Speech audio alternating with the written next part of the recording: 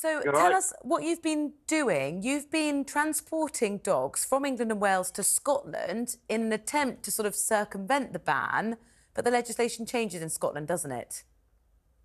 Yeah, it does. I mean, I'm transporting them anywhere to anyone that was willing to take them on.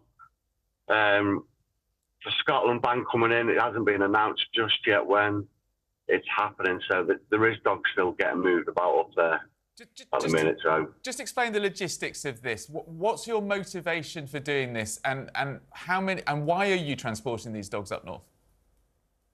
I just think they're beautiful dogs. I mean, the press they've received is just it's just all wrong. It's always like suspected XL bully attacks.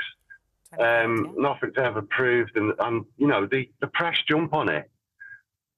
I just think they're giving them a bad name for it. I mean, they're so loving, these dogs, absolutely loving. So you know, I'm willing to try and save as many as I can. So Phil, they have announced a date now in Scotland, that the 31st of July. But the legislation is going to be very similar to what it is in England and Wales, if not actually the same. I think the word ban is unhelpful. The dog breed is not being banned as long as you get an exemption certificate. And then when the dog goes out, it needs to be on a lead and wearing a muzzle. I think for people who've got really serious concerns about how dangerous some of these dogs have been, that's a good compromise, isn't it? Yeah, I mean, I don't really think a lot of them are dangerous at all. It's all about it's the owner. I would say people are more dangerous.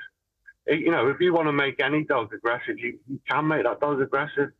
I mean, the attack the other day on a person,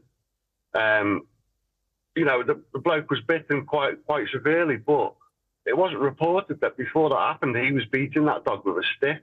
Yeah, but Phil, this is the National Rifle Association argument, isn't it? That guns don't kill people, people do. You can't blame the owners. You can't blame the owners when you're walking around with essentially a loaded gun.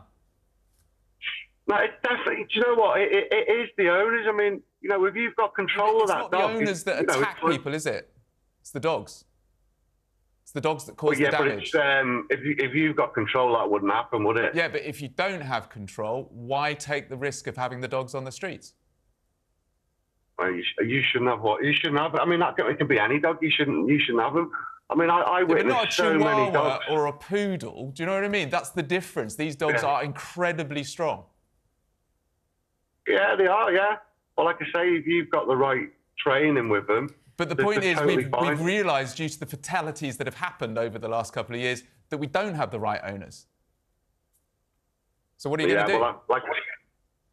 Well, it just needs to be. I don't know. I think the muzzling thing's wrong. I don't agree with that. Why not? I just think because a lot of them aren't aggressive, and to put, you know, why don't you muzzle some people? Some people are aggressive, aren't they? Yeah, but it's the same argument about walking. Why do you not walk around with a loaded gun? The arguments as to whether this legislation is right or not are sort of now a moot point, because it has come into force, and now it's about how owners, how animal rescue centres deal with it. Let's bring in Vanessa again. I think we've managed to establish that line. Vanessa, from your perspective, Vanessa, can you hear me? Yes, I can hear you now. Sorry about that. But from your perspective, you're looking after animals at a rescue centre. How does this complicate what you're trying to do, which is look after animals that, you know, people have either abandoned or don't want?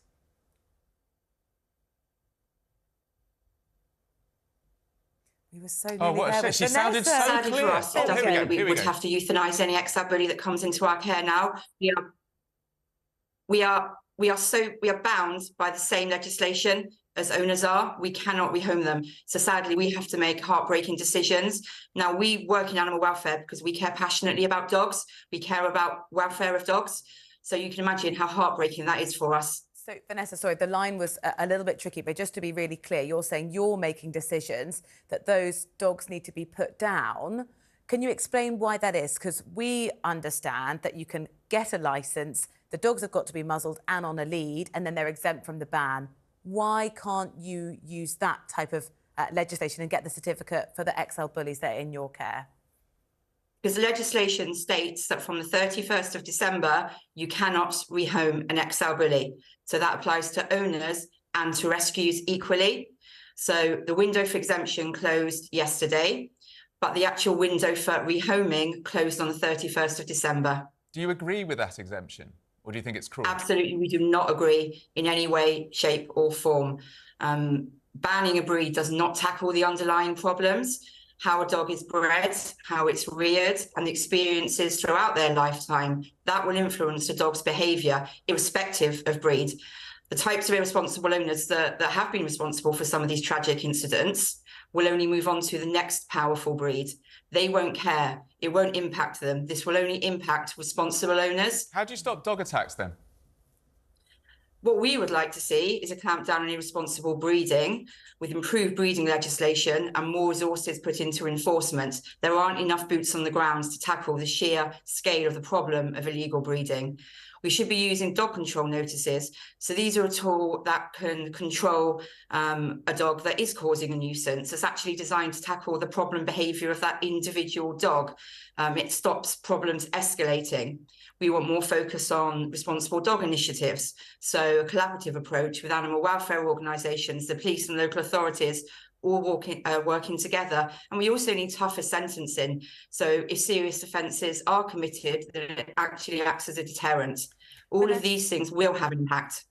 One of the challenges, it seems to be, in sorting out this legislation is actually identifying the breed, the XL bully. What can you tell us about the sort of underground breeding that we know takes place, which means you're crossing breeds with others, and therefore you get this new type of species, the XL bully, and then that's complicated to try and say to police or the authorities, no, I know what my breed is, it's this, we've checked it, because new breeds are being sort of emerging all the time. The standards have been very confusing, and a lot of owners have sensibly registered their dog as a precaution because although they know it's not an XL bully, for example, they may know who the parents are, they do sadly meet that standard and the confirmation. So a lot of dogs would have been exempted unnecessarily, which is a real shame. That shouldn't have happened. It's because the XL bully is not a breed in its own right. So it doesn't really matter who the parents were. If you do meet those, the definition, if your dog is tall enough and it meets a substantial number of characteristics, your dog will end up being caught in the ban. And as I've already said, the irresponsible owners and breeders will simply move on to the next dog. Vanessa, thank you so much for talking to us, and earlier as well, Phil, thank you for talking to us about what is highly complicated and what we've discovered, really controversial, a ban that comes into force today.